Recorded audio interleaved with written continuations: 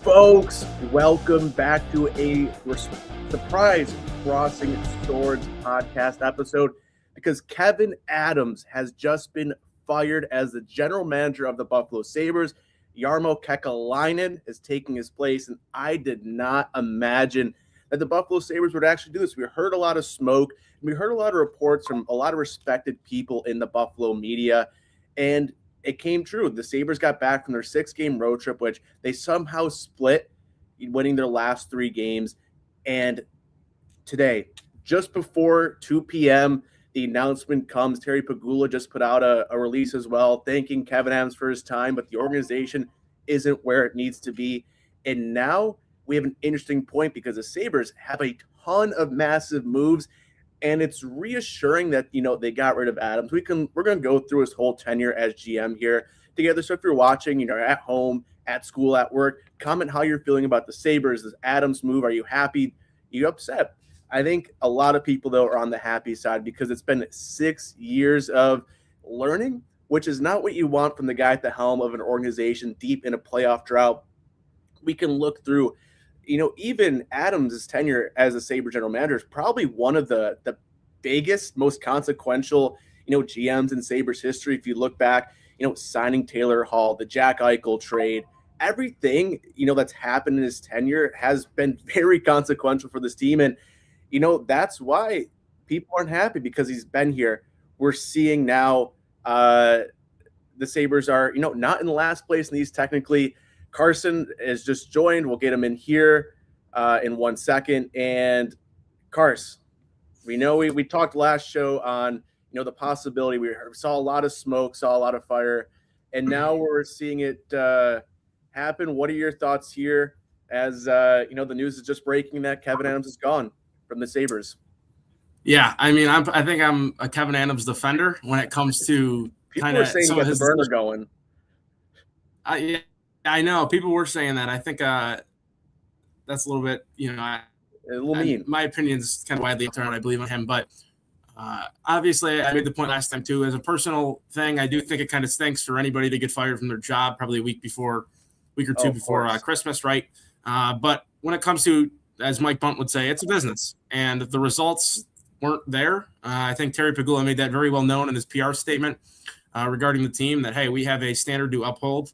Whether or not that standard's been upheld this last decade is a completely different conversation, right? But they didn't get the job done through Adams' tenure. I will say he was the closest out of any of the past 2 or 3 GMs since Darcy to get there. 91-point season, then he had, I think, an 84-point season as well. So they did have the most success under Kevyn Adams. I do want to point that out. But this, I think, was a move that, when you look at it in the future of this team, probably was one that they realized, hey, maybe we had to make this. And I think that's kind of the perspective that they had, especially when it comes to the future contracts of Tuck and Doan with an extension eventually coming up and other guys, and proving to also your top talent like Darlene and Tage, like, hey, we're serious about this. The time to win is now. And Kevyn Adams did say that too. They didn't quite end up winning. I thought maybe a 3-game win streak would maybe delay this a little bit, again, towards the end of the holidays. And maybe they would wait from a PR perspective to wait until maybe a loss just so it looks better, or some of that, jinx type of thing, I guess, ideology. But that wasn't the case here. They let him go. And at the end of the day, it's a business, as Mike Bunn always says, and a lot of other people, it's a business. And that was kind of what happened today. And Jarmo Kekäläinen, first off, also, rest in peace to his dad. I think that's kind of a difficult loss for anybody, let alone especially right now. And now he's, just a few hours later, he's named GM of the Sabres. So probably a lot going through his head, to say the least. Obviously, family always comes first, so there might be a little bit of a curve on when he actually picks up the reins here and maybe makes the trip back from Europe if he doesn't end up making the trip. Or I don't know the specifics on that, but there might be a little bit of a gap here. Regardless, though, news is the news. I think we did, to a certain extent, a lot of people saw this coming. We saw the smoke where there's fire sometimes for the last 2 years. Wasn't the case. This time it just felt a little bit different, and in fact was. It did, and nothing yet on the staff. I can't imagine, that's going to be a move made by Terry. That's going to be a move made by Jarmo when he gets under control. And then, Carson, I got another question. You'll kick it back real quick. Are you shocked or surprised, or is this what you expected, that there wasn't, they didn't put Adams in a different role than the organization. That was a conversation that, people were having. Would we see Kevyn Adams remain with the Sabres? Based on that press release, does not look like it at all. Wasn't like he's being moved to here. Jarmo's taking this spot. Are you surprised that Kevyn Adams was, fully let go from the organization? I don't know. It's kind of tough. Like my dad always says this saying, it's funny enough, like give them a raise and put them in management to the people that are, inefficient or ineffective at their job. So to a certain extent, I thought maybe they would. Again, local guy, spent a lot of time with the team, whether it was assistant coach or, a little bit of scouting in the Harbor Center as well.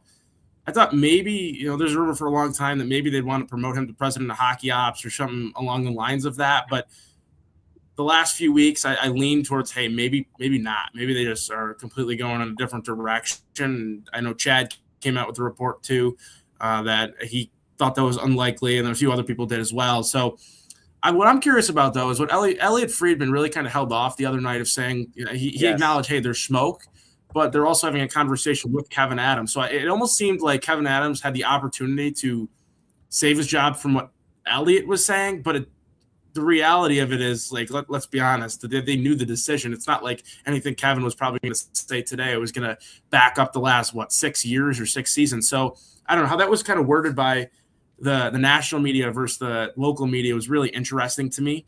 But yeah, I don't know. It's tough. I think this one we saw it coming for a minute though. And maybe I thought they would keep him inside the organization in a different role because it was clear that Terry did love him and, the things that he contributed towards the organization, but I guess they decided not to. And ultimately, I don't think I'm that surprised. Maybe a few other people are, but no, not today, I guess, for Terry. Yeah, I was a little, I don't know if surprise was the right word, but there was a part of me that was kind of expecting it. And based on just how the Sabres have been, you look at it from that business sense, like it feels like that it's a move being taken seriously, that, they're trying to start new here and, not a full, clean house, but you're changing the guy making the decisions when you have such massive moves to make, not only in this offseason, but really, we're closing in a couple months away from the trade deadline. You got to figure out what to do with a guy like Alex Tuch. You got, re-sign Josh Stone. You have, we always look at the Sabres as being a salary cap floor team, but they're going to be spending a lot of money on guys who, aren't going to be productive to the lineup, or there'd be $6 million towards Skinner. You'll have, $4 million towards Greenway next season. There's, it's not like Sabres have to have endless money to spend to keep these guys in house. So I'm excited to see what Jarmo does here. And, Carson, I'm looking through just the trade history of Kevyn Adams, and it's interesting to see how his tenure as a general manager has changed from making the Taylor Hall signing. We get the incredible soundbite of, we're not just trying to make the playoffs, we're trying to win the Stanley Cup, and how quickly that came burning down. And even just, the Eichel trade, you're seeing, Matt Savoy traded, bringing Ryan McLeod. His tenure as a general manager has really evolved. And, there's moves there that, even the Cousins trade of bringing in, a Josh Norris, like, what is your thoughts been of Adams' evolution as a general manager? Because he, came into a job he really didn't seem like was prepared for, and his tenure has evolved a bit here and there.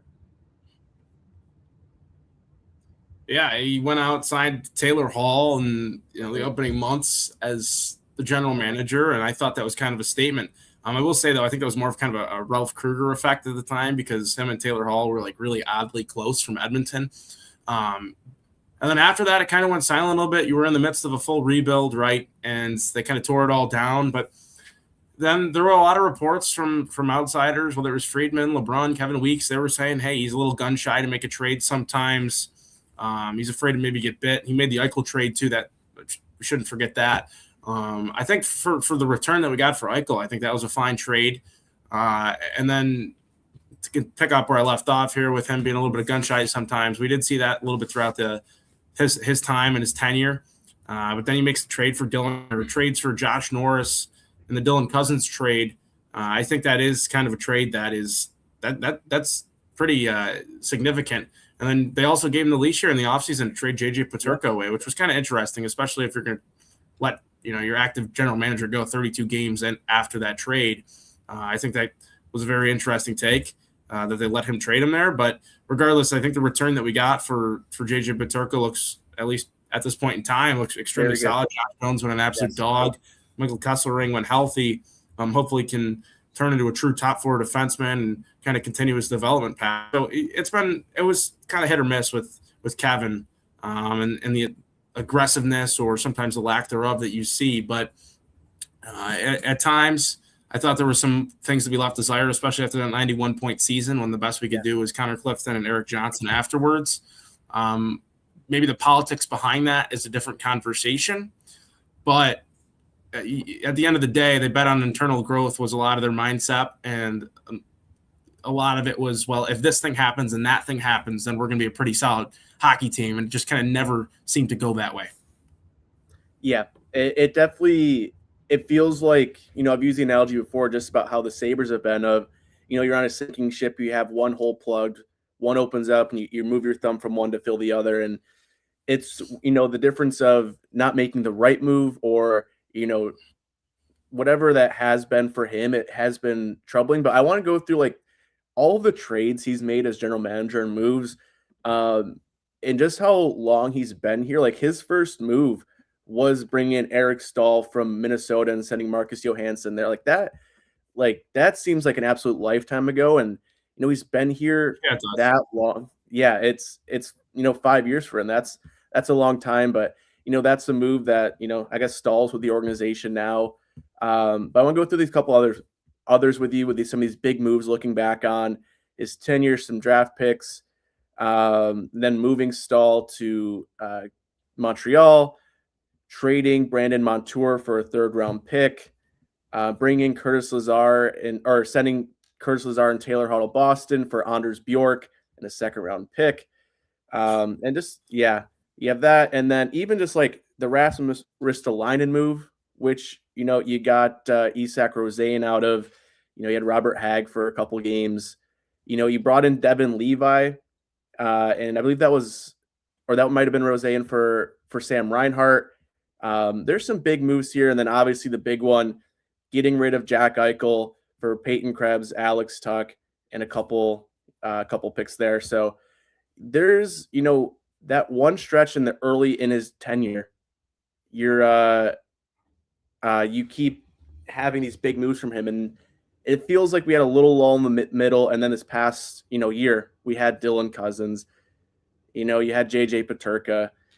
So my question for you, Carson, is now that Jarmo is taking over as general manager for the Sabres, what do you want to see from him now? Do you want to prioritize an Alex Tuch situation? Do you want to see, maybe guys off the roster who kind of feel like quote unquote mainstays? What's that look like for you? The framework of the team is there. I think, and I want to say, I don't know if I'm going to say this directly in the most accurate way possible, but I think Kevyn Adams did the dirty work for the team, if that kind of makes sense. Like the core is there. You have parts of development that was achieved under Don Granato with certain players. You started to see some veteran presences come in, like Danforth, who is directly tied with Jarmo. I don't think that signing happens without Jarmo. And then you have guys like Greenway, who are veterans, Zucker with us, signed with us last year. Those are veteran guys who are valued in this league. And I think right now it's just kind of a little bit of a retool, I think is the right way to go about it. We've seen some things when Josh Norris is healthy that have looked really, really promising. And when you get Kesselring back, you hope, which will be soon, you hope that he can turn it up a notch. Those first 9 games weren't probably his best games.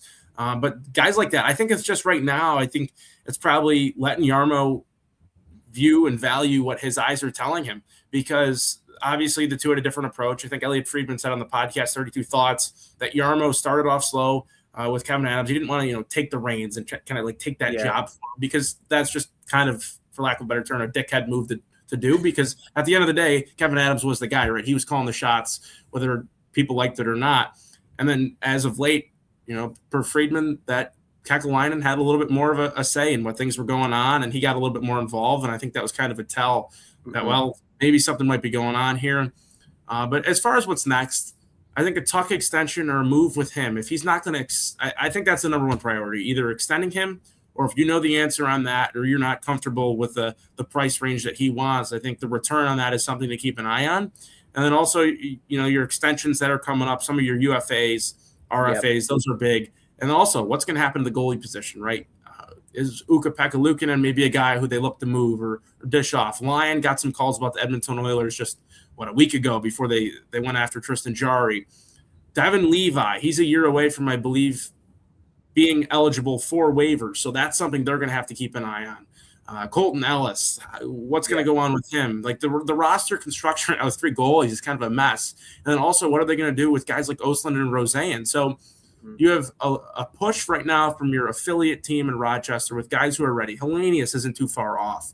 But at the same time, this team's been so young for so long now in age, not games played. I want to make that very clear that you're going to have to make a decision. Are you going to embrace these younger guys and reward them, which Kevyn Adams would lean towards more times than not?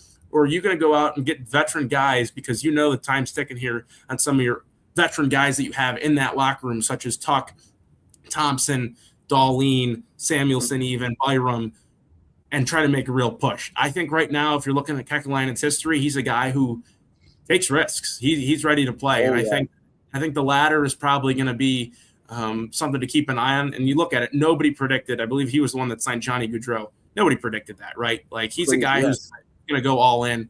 And I'm kind of excited about that. Hopefully that translates to his role with the Buffalo Sabres.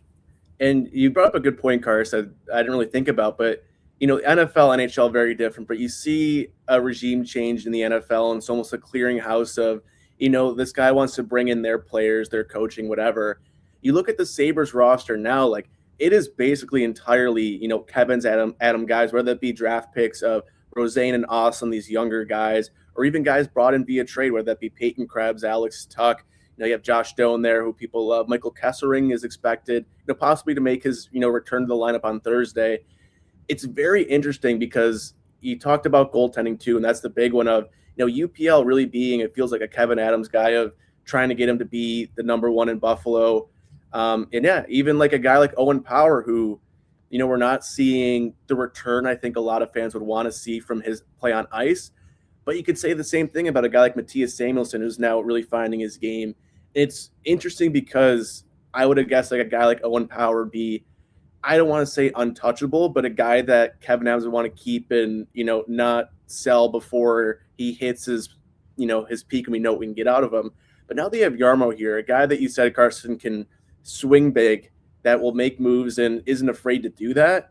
I think this really opens up the Buffalo Sabres roster to see a lot more changes that I think we were going to be expecting going into this trade deadline season. And I think this could be a really big thing to get the most out of some players where they don't have that, quote unquote stability. And we can see a little bit more fire night in and night out. But yeah, I think it's interesting to see. And do you think that's going to happen with Jarmo, where we're going to see those big swings happen even earlier? It's tough to tell, right? I think it's really tough because a lot of it does revolve around the Tuck extension and whether or not he's going to sign, because that's going to be a decent chunk of your cap space. That's going to tell you, okay, well, if X happens, I can do Y and Z now, instead of maybe doing Y and Z first. And then, okay, now what do we do with X, as in the Alex Tuck extension? It's tough to tell, though. They're on a 3-game winning streak. They have an opportunity to go over 500 Thursday. This should give a little bit of time. When you think about it, them playing Thursday should give a little bit of time for maybe Jarmo to figure out what's going on with him and his family, everything like that, which he should take as much time as he needs in that situation. Let Carmanos or Jerry Fortin take over the game or take over the team for a week. I don't think that's the most of our concerns right now. When it comes to what could happen next, though, and whether or not they're going to be imminent trades, you got to remember, Jarmo, none of these guys besides really Danforth are Kekäläinen's guys. Adams brought them all in one shape or form, for the most part, other than 2 or 3 guys in Dahlin and Tage Thompson. So it's going to be extremely interesting. I think you're going to get a real clear view on what he views of these guys and their future, either A, when he talks and takes a press conference, or two, probably before the trade deadline. If I have to imagine, my hope is that the guys on the ice take this as a sign of, well, I don't have the personal relationship of certainty going forward. I have an idea. Okay, well, my job's safe. I hope this brings a little bit of a spark and a motivation to, okay, well, now I have to play. There's a new regime. This isn't the guy that brought me in. You play motivated. Hopefully good things happen in that case and scenario. And you never know. Maybe that translates to the win column. Maybe it doesn't. But if Jarmo has any sort of doubt in whether or not if this team's within 5 points of the playoff come deadline, I think it's a very clear tell that Jarmo is going to be probably buying all in and throwing everything at the wall and hopes to make a playoff push.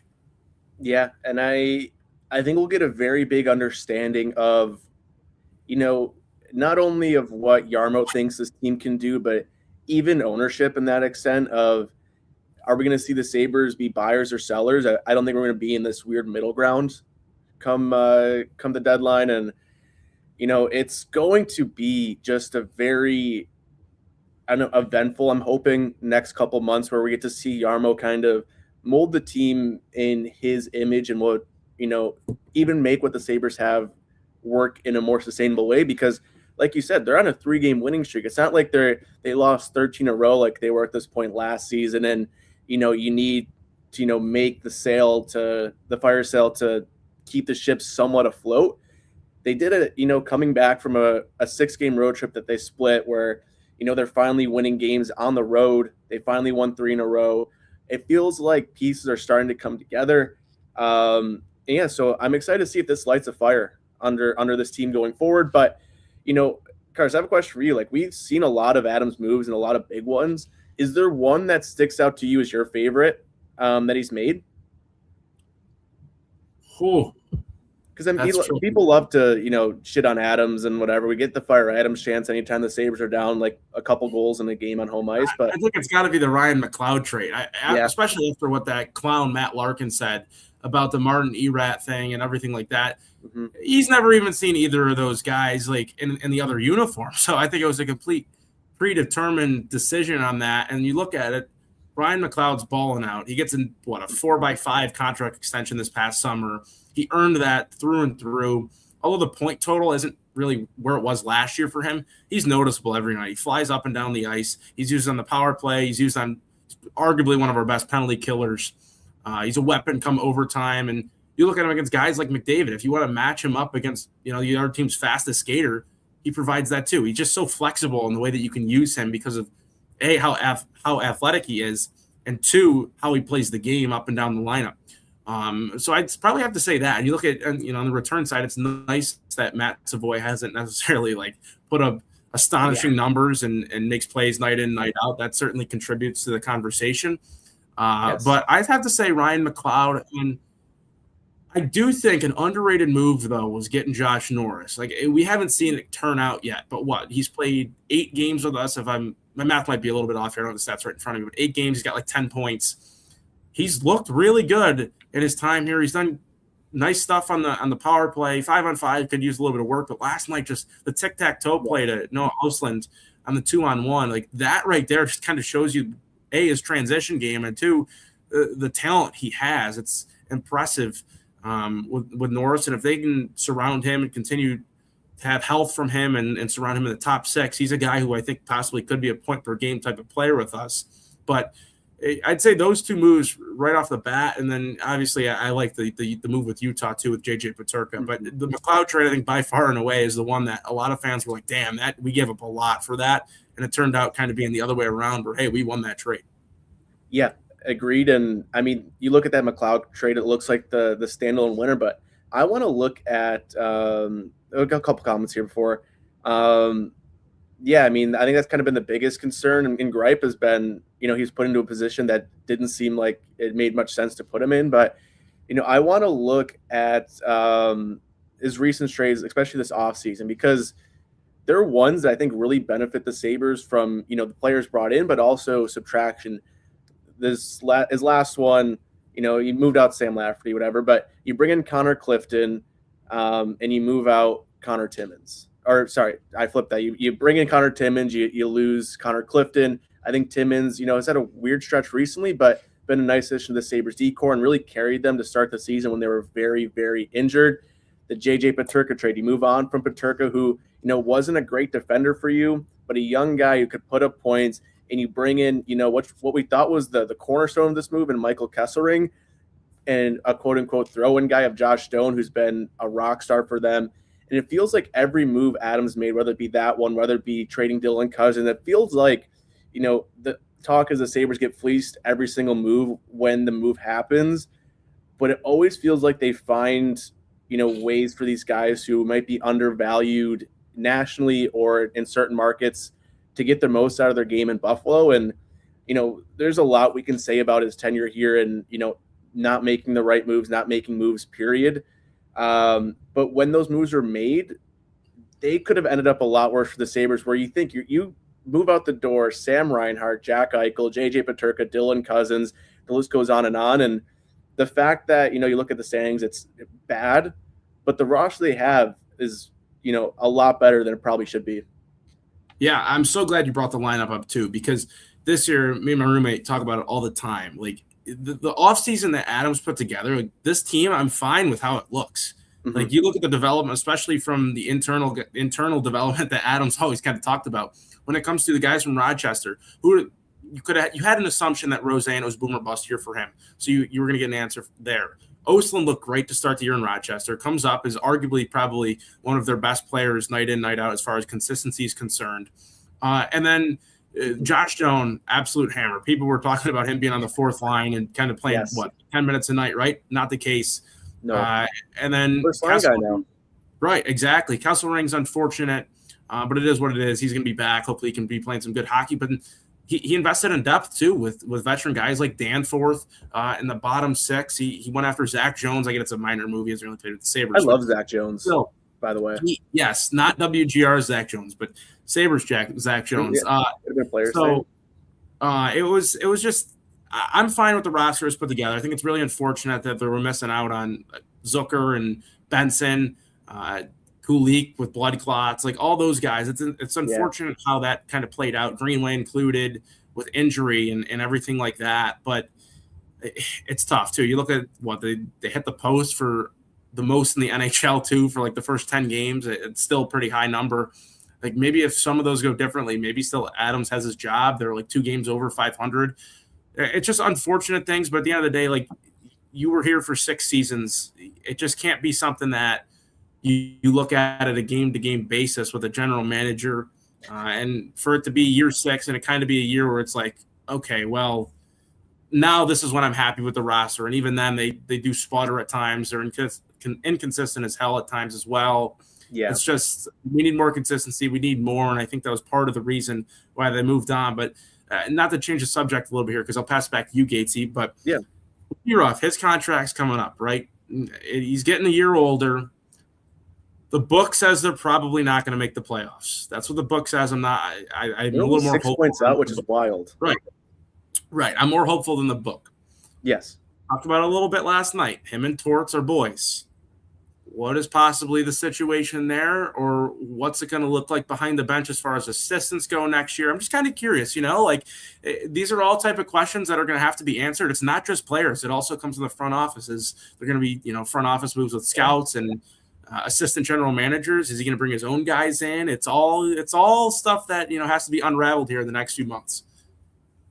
Yeah, it definitely does. And it's interesting because I wasn't really, I don't know if believing was the fire or like the smoke around Adams being fired, but it wasn't until I saw the Lindy Ruff presser when Ostlund got sent down, and he just felt like it didn't make sense to him why they sent him down when, there's players on this roster, to quote Sean McDermott, but some of these players on the roster have not been to the level that they should be at, and we're really punishing guys for finding their game in the NHL level. And it felt like there was that disconnect between Lindy Ruff and Kevyn Adams.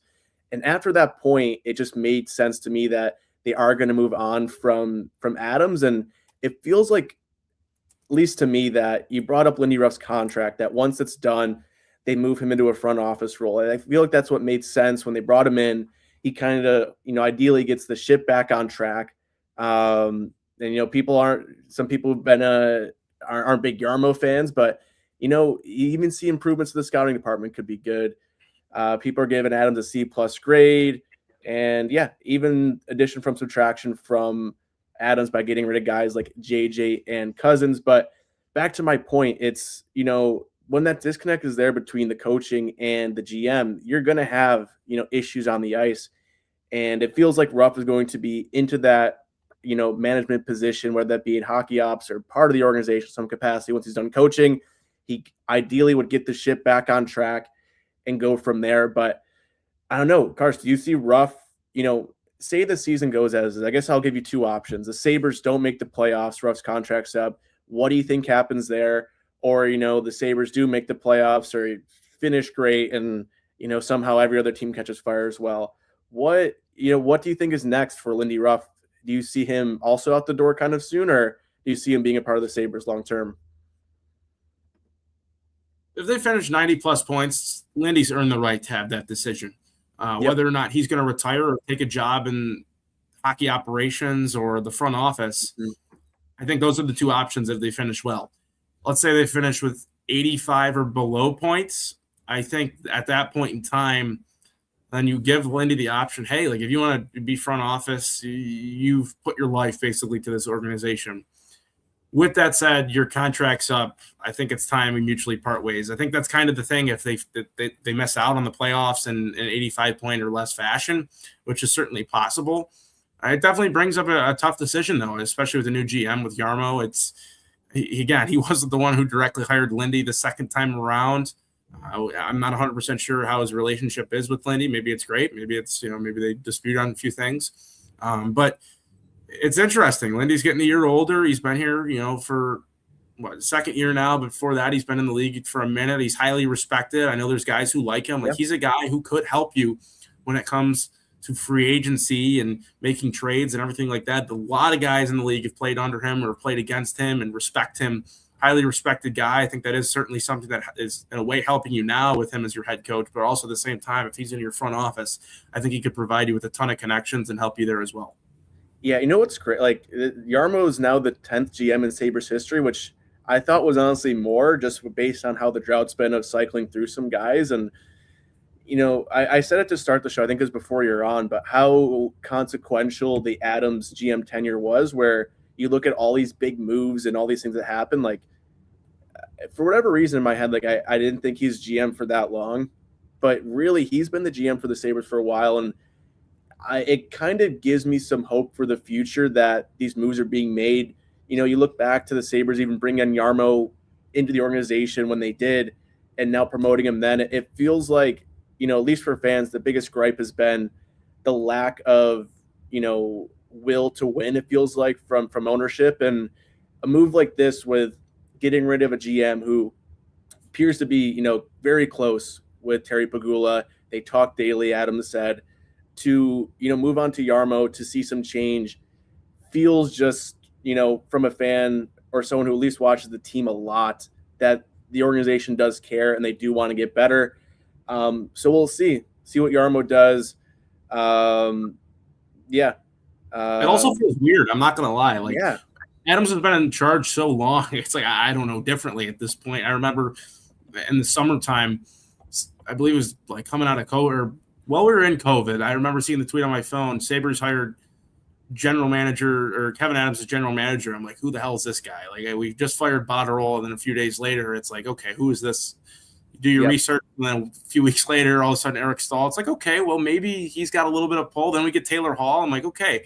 And then you get the 91-point season, and things start to go well, and maybe it looks like Kevyn Adams is kind of the guy along with Don Granato, and you fast forward a few years, and it's kind of flipped upside down. But I find it funny, though. I was looking through some of Jarmo's trades. His last trade as a Blue Jackets general manager, he's always been loyal to the Sabre Crest. He traded Eric Robinson for a 7th-round pick to us. And then, going through a few of his other trades, too, Ivan Provorov for Kevin Connaughton straight up.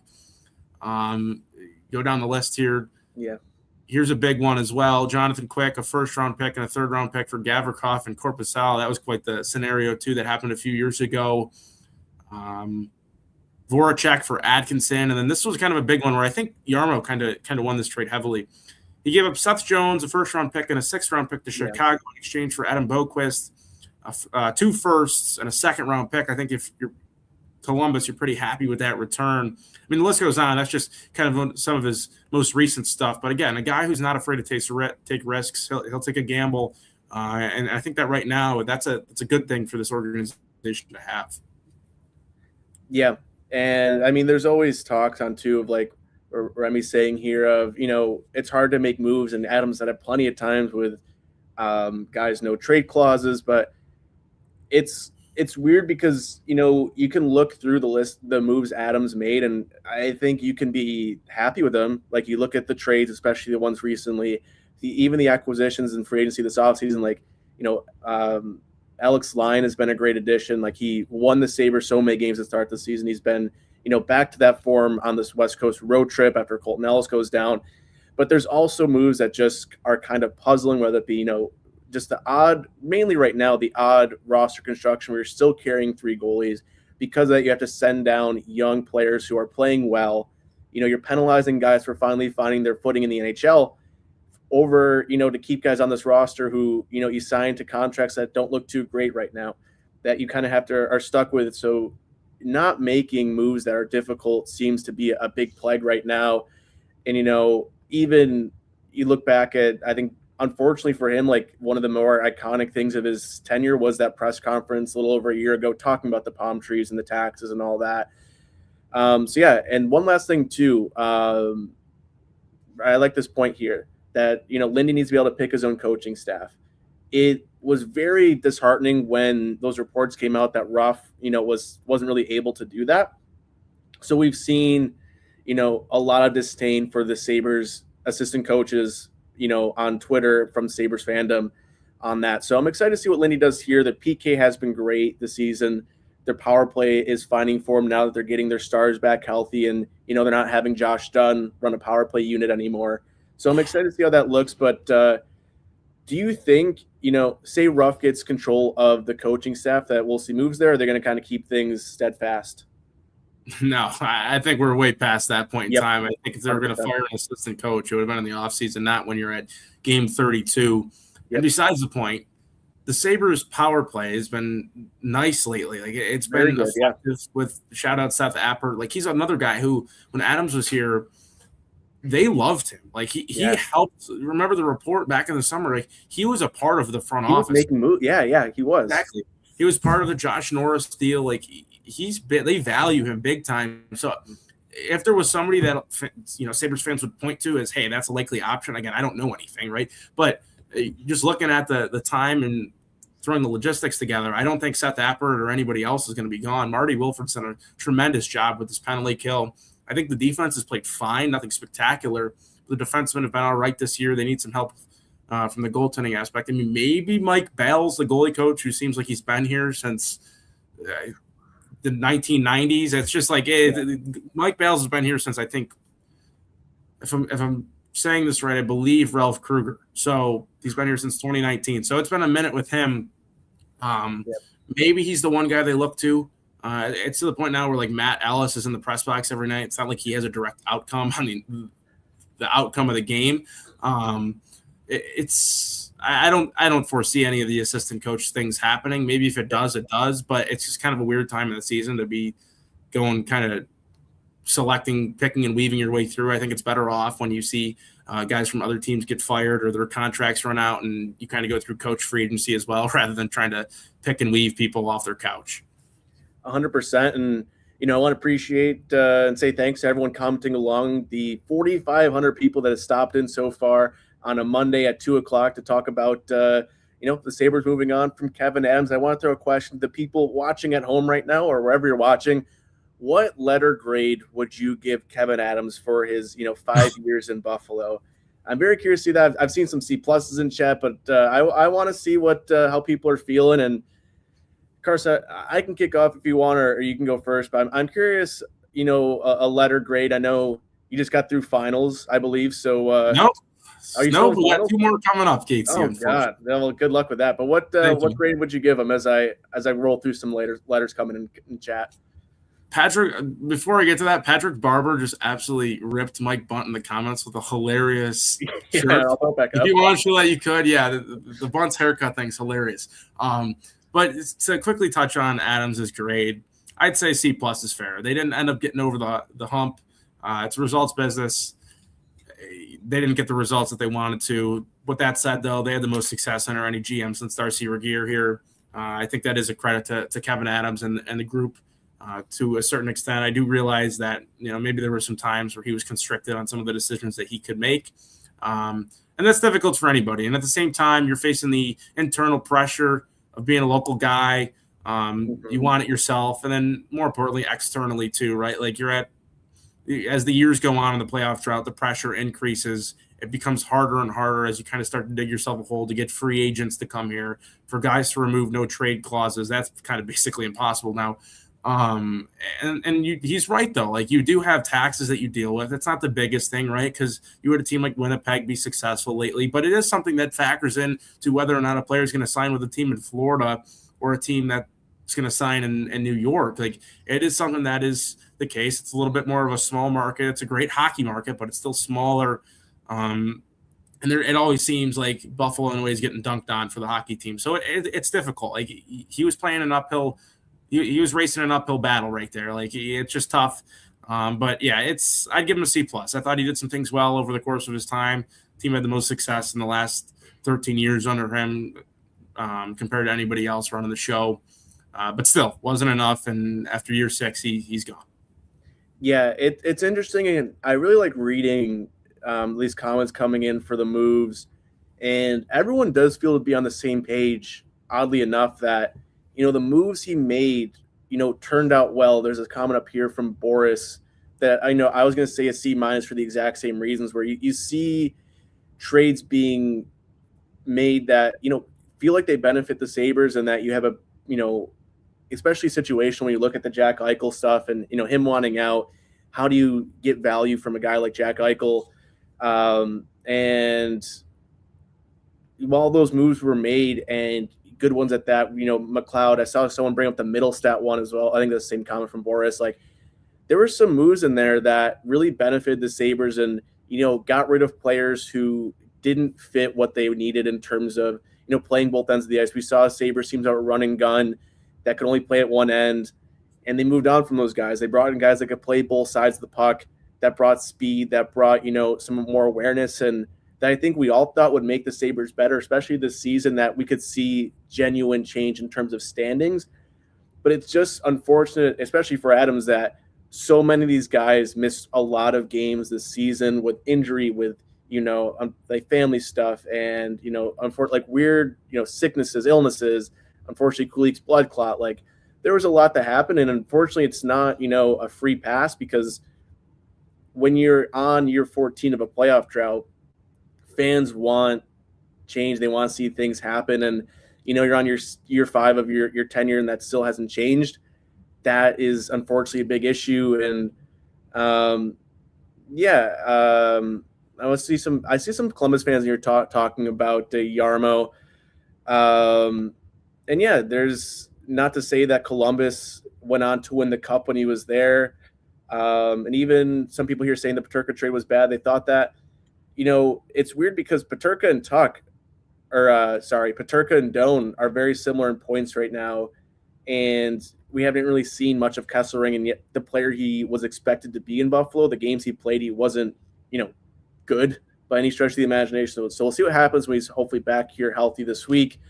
Yeah, Carson, I want to just pick your brain on, that aspect of Adams making good moves, but the piece is not coming together. Like, what does that feel like for you, that you look at the trades, some of the signings, but they couldn't pull together on the ice?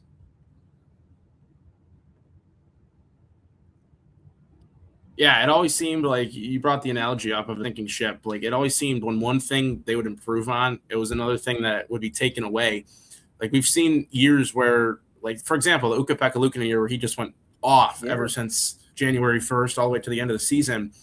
They just couldn't score. Like, that was a difficult thing. They had trouble scoring that year. Their special teams weren't good. And then you go to a year where they're run and gun, the year that they had 91 points, they couldn't A, make a save, or B, defend. So it just kind of was a revolving door and what their identity truly was. And I think they had an identity shift numerous different times. Like they were run and gun, and then after the 91-point season, they wanted to play better defensively, which was fair, but I think it came at the cost of them scoring goals. And then after that, they wanted to play harder to play against, so they brought in guys like Lafferty, Nicholas Aube-Kubel, and then Malenstein, which the idea is there. It's fine. It just didn't pan out. And then you look at this year, they're kind of back to that run and gun type of style. And that we'll see how that turns out with how they use their identity going forward with Kekäläinen. But that comment that was just shown about uncomfortability, like that's kind of what I was getting at. I think that's a good thing at the point in time. Like I hope the guys don't view this as, okay, the season's over. And they shouldn't, because there's so much time left. And I think Lindy's a veteran coach to the point where if they still respect him, which I believe they do, they're going to believe his message of, hey, this is time to show. This is a tremendous opportunity. If you're a guy who was underperforming beforehand, the slate's brand new. Like we're back to 0-0. The guy who's watching above, making the decisions on you, this is your opportunity to prove to him that you should be here. And if you had success in the past, guess what? That doesn't matter either. Repeat that success. Stay on the team. It's kind of like simple as that, right? Like obviously financials and contract play a role in that, but this is a great opportunity for guys who maybe have minimal minutes to show that they should earn their minutes and get some more minutes, and guys who've had some success to realize, okay, well, I have to prove it again. And hopefully the culmination of those two things should provide a little bit of a spark in the lineup, and hopefully they can continue this win streak, take advantage of the opportunity, capture the moment, and maybe run with this thing. We'll have to see. It can go two different ways. It can go south real bad because some of these guys might think it's over, and you never know what happens, or it sparks a shift and the team rides this three-game winning streak, and they use this as an added jolt, and you never know where this can take us. Yeah. And it's interesting too to look at the guys you talked about, and even like comments like here, Krebs and Bryson. I thought Bryson's been phenomenal stepping in. Have that I talked about it in my show last night, that the D partnership of Jacob Bryson, Owen Power had every opportunity to be the biggest fire we've ever seen before on the ice, and they've been serviceable. Like, I mean, you got to look at through the expectations of these two as defensemen on their own end. Like, yeah, they've had moments in front of their own goal, mainly like 2-5 at times, but there's been some progression in some of these players. But it's interesting to think too, because one of Kevyn Adams' biggest things as a GM was signing guys long term after their ELC. He wasn't too big of a bridge guy. Like we saw issues with doing that for Sam Reinhart, and it feels like he really took that to heart by signing Tage Thompson, Rasmus Dahlin, who was on a bridge before that, Owen Power, Matthias Samuelsson, Dylan Cousins. He moved on from Peterka, who was on that track. He got paid big in Utah. And if Bryson was bigger, people wouldn't complain. And, it's interesting now because you do have a lot of contracts up this summer and extensions that could be made now. And now it's okay. I think as people who watch the Sabres a lot, we kind of expect guys in that world to get paid long-term, and we're going to hope they get to that level soon, or else you're going to be paying a guy like Owen Power $8 million for a couple years until he can hopefully get to that level. So it's interesting to see, and I think it's going to really kick up how these guys are playing. Not saying that, Josh Doan isn't playing night in and night out, but you look at a guy like Alex Tuck, who I think played is probably one of his best games all season last night after returning, getting 2 assists, having a breakup in, the O-zone to create a scoring chance. Did Adams bridge Reinhart? That's kind of all blur at this point. I don't think so. I believe that was Botterill, but that was Botterill. It's well, even too, like the trade for Norris, you look at it too, it's unfortunate injuries, and we could talk a while on that. Gates, I have a question for you. Yeah, sure. I go for it. So this might be a dumb question. Tell me if it's a dumb question. But in the report that Friedman had this morning, it said Kevyn Adams was frustrated during the road trip, even after they started winning, right? What do you think that means? Like, why do you think he was frustrated? Do you think it was maybe because they had a conversation that either A, things have to change, you're going to be out, maybe B, they told him directly, this is your final stint here, or C, because things were starting to swirl, leak around, and maybe he wasn't directly in conversation, thus creating like a ton of stress on him. And he was probably, if you kind of get my drift here, or D, maybe because the team was just performing badly. Like, what do you kind of think? Maybe a culmination of everything there? Like, I would say a culmination of everything. And for me, what would be the most frustrating is, at least for him, he's finally seeing the team he's built perform to the level they should. And, it sucks this year with how injury riddled and just, guys out of the lineup they have been, that we haven't really fully seen, the Sabres team that he put together, and, the additions and everything. And they're still not there. Like, your biggest move of the offseason was Michael Kesselring. We've seen him for a handful of games. I think the frustrating part would be the Sabres finally won 3 in a row. They're finally, playing hockey where, they're shutting things down in the third period. They're getting leads. They're playing a more, it feels like a Lindy Ruff style where it's not my favorite, but they park a bus in the third period and they survive. And, it's worked out for them so far. It probably won every game, but I think that's where that frustration has to be. And the weird part too, you talk about stuff getting leaked out. The national media loves to use the Sabres as engagement for their stuff, whether, because they know their fans care and there's stuff to talk about. But it feels like everything I heard about Adams leading up to today really came from local.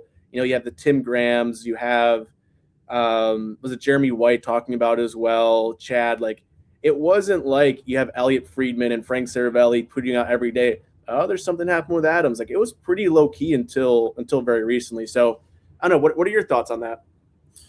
I think it's always weird because, like, where guys get their sources is always interesting to me. Like, we've seen Kevin Weeks kind of at times be the guy with the Sabres when it came to like the Eichel trade, and like something was leaked about Tkachuk possibly being the return for the Sabres. And I don't think there's something along the lines of like Vegas not liking that because they had to like increase their price.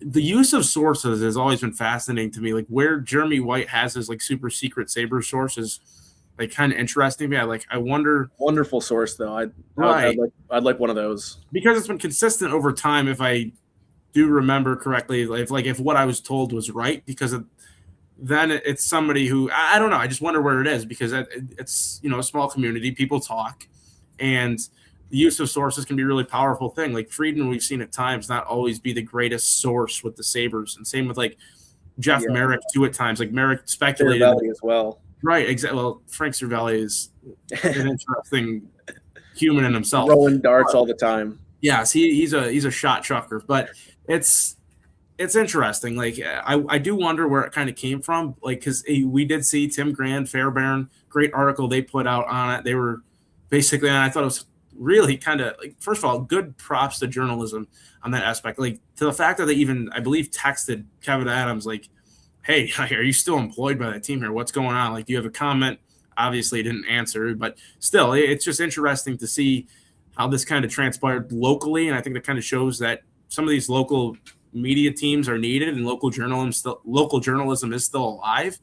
And it was also kind of interesting to see like the phrasing Friedman had. It was almost like let's be honest with ourselves. Like, Elliot Friedman probably knew this was going to happen, but why didn't he say it? Like, if he didn't know, the slim chance he didn't know, I could understand it. But like, the guy knows everything. So to me, I just find that fascinating the way he kind of worded it. He's like, a lot of smoke around Buffalo. We'll have to see. They're going to have a talk, and it's just interesting. It's fascinating to see. And local journalism had this one.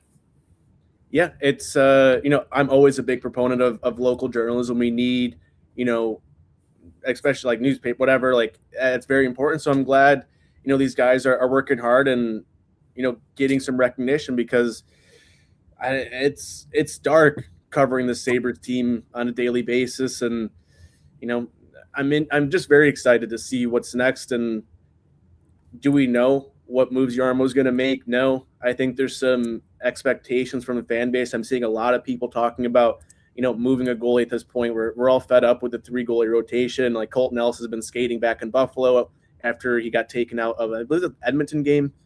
Yes.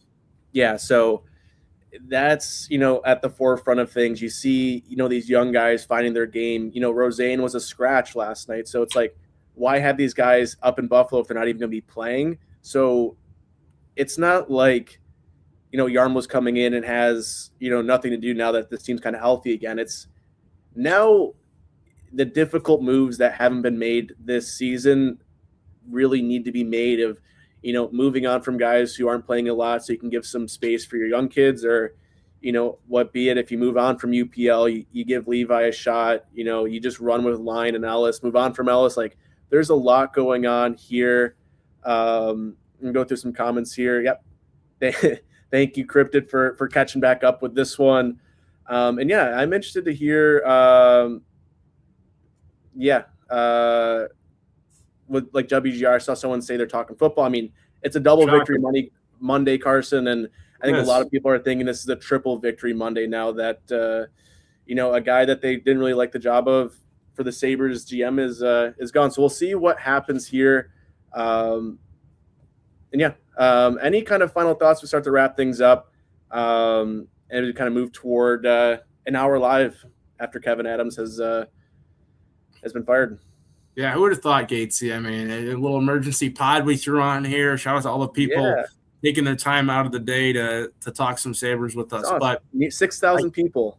Yes, here's another thing that I thought interesting here, I guess, before I wrap it up here in the next 10 or so minutes, if we do plan on going that long. It's the consistent fire Adams chance in the last, 2 years that were going on, and Terry was at his fair share of games for those. I wonder if maybe that had anything to do with it. I doubt it, right? Because, at the end of the day, fans are going to be fans. Like, Terry does, as much as people hate it, he knows more about what's going in and outside of the organization because he's in a lot of those meetings more than likely, and he knows what's going to be coming and what the ideology is. And it seemed Adams this year, they had a conversation at the end before the season. I think this is something that a lot of people forget, is they had to talk about what's going to have to change. Like, what do we have to do? And I think that was part of the reason why Kekäläinen came in, was because he needed added support in that front office from a veteran guy, and they did just that. And of course, the writing was on the wall a little bit there that, hey, like, if it doesn't work out, Kekäläinen's probably going to be our guy. And it kind of worked out that way for the Sabres, unfortunately, I guess, for Saberhood in general, because if the team was succeeding, Kevyn Adams wouldn't have gotten fired. And I think everybody right now would sacrifice the team winning over Kevyn Adams getting fired. And I guess just final thoughts as it is, and for those people that just joined, I said this at the beginning of the show, but at the end of the day, we do got to remember, hey, this is a person too, right? Like, Kevyn Adams, he played in the league a long time. He's got his fair share of wealth. He's probably never going to have to work another day again in his life if he wants to. But it's holiday season. Thank you, Mr. Chewy63. It's holiday season. To see somebody get fired 10 days before Christmas, it's always tough to see. It's a guy who's got a family, he Buffalo guy as well. He invested a lot into the program, a lot into the organization over the years. For it to come up short, it stinks, but it is a business, and I think this is the move that we kind of envisioned for a minute now, for one reason or another. But this is a move I think that kind of needed to take place if you're looking from the lens of the hierarchy of the ownership of the front office, and probably even some of the players' inputs too. Like, this is something that needed to change, and hopefully it can revitalize this team. Hopefully they don't falter or fold here, seeing one of the top dogs go down, but instead it motivates them, and hopefully they can seize the moment of an opportunity in itself to prove to a new general manager, like, I belong to be on the team in the future. This is I'm part of the solution and not the issue here. So hopefully they can run with that. Hopefully it shows up in the win column, and it's still early in the season. So why can't we make a push? 100%. And I agree with everything you're saying there. And I do have something that I think, I don't say it'll get me canceled, but might turn heads the wrong way. I think we'll look back on Kevyn Adams' GM tenure in, let's say, 5 to 10 years, and we look at how the players he drafted, the players he traded for, how their careers ended up in Buffalo. And I want to say that we'll look back on it positively of, he brought in players. You look at the guys he's drafted, they're finally finding their footing in the NHL level. Isak Rosé and Noah Austin being big additions to the Sabres this year, looking like totally different players than what we saw last season, looking like totally different players than what we saw in the Prospect Challenge just a few months ago, where you could barely even notice them out there. And seeing, draft picks like that, getting Zach Benson when he did in the first round, who's been a mainstay on the Sabres, and he's finally finding his footing, finding goals in back-to-back games. Signing Tage Thompson, Rasmus Dahlin to long-term deals, Matthias Samuelsson to what looks like a phenomenal contract right now. I think we'll look back on those moves fondly that, he brought in Ryan McLeod for Matt Savoy. you see the trades of bringing in Josh Stone. Like, there's a lot of moves here that I think we'll look fondly at, in a couple of years' time. The big issue is just not having it all come together at the right time for him. Having, one move that needs to be made, having a 91-point season and not being able to capitalize on that. Still kind of chasing what that team was in some capacity. So I think bringing a guy like Jarmo, in my mind, can clean that up a bit, where we all know there's pieces here to this roster and this lineup that we've seen success with. It's just making it work in a more sustainable manner. And people giving him enough still, which is fair. And I'm excited to see what Jarmo does, a guy that's been around and a guy that has experience being the general manager of Buffalo Sabres, because I forget who said, it might have been Bunty, the only general manager the Sabres have hired with GM experience was their first GM, who was the GM of the Leafs prior, and I believe it was Scotty Bowman before that. Those two, and that was it, I believe. Like, they haven't had the history of hiring these guys, so I'm excited with Jarmo, what they can do. We know the players are here. I'm excited to see what he can do to hopefully get this team out of the basement, into that next level. And it's not like we're going to go through a full rebuild right now. I think there's a little bit of retool, reshuffle, and get the most out of what is here in Buffalo. But before I sign off, Cars, any final thoughts, or how you feeling? Yeah, just the last thing. I think Kevyn Adams is going to kind of be almost like a presidency. History might do him justice. I said it earlier. I think he did the dirty work of this team. He took some of the chances when it came off to shipping, the old stars and the people that needed to get off the bus. He had to get them off the bus to bring the new guys on the bus, as Sean McDermott and Brandon Beane used to coin that phrase. And I think he kind of did that. I think, the players that he brought in through the draft, obviously incredibly young, and then through trades, those guys were also, for the most part, pretty young as well. And I think when he did make those moves, more times than not, they paid off. It was just at times probably a lack of seizing an opportunity in exchange for hoping for internal growth. And I think that's kind of how it got summed up. But still, like you said, Gatesy, I'm excited to see what happens with Jarmo here. It's going to take some time for him and his vision to kick in. But hopefully this can be the step that maybe the Sabres need to finally break that playoff drought. 100%. And, Kevyn Adams' last move he ever made as general manager, at least one that isn't like bringing guys up and down, was signing Trevor Kuntar, a local kid, a guy that, Adams' family knows. Yeah, like, I'm close with his brother. So that's the move, that personally made me happy. I had a field day on Twitter, tweeting about Trevor Kuntar. And, we have some great shirts as well on our Trainwreck Sports Etsy. Trevor Kuntar equals big leaguer, as well as, shirts on the other end of that spectrum of sell the team. We also have, your other Buffalo football style shirts, Trainwreck Sports Etsy. Should be linked in the description once we're off of here. But I do want to thank the over 6,300 people that stopped in today. A ton of new people on the YouTube. So if you're still watching, please like, comment, subscribe. We go live, every Thursday for our podcast. Any breaking news like this, I'm sure if there's a move, we'll do this again. Thank you for, you've been here the whole time, Arbo. Appreciate it. And go Bandits and see that profile picture there. We got some big stuff this year for our Sabres coverage, whether that's our Thursday Crossing Swords podcast, my Gatesy's Win More, Lots More, every post game. And we have a ton of other stuff covering the Bills, Bandits, Sabres, everything you can imagine. So, again, thank you, everyone here. It has been a great, time talking to everyone here. And, again, I'm just excited to see what is next for the Sabres.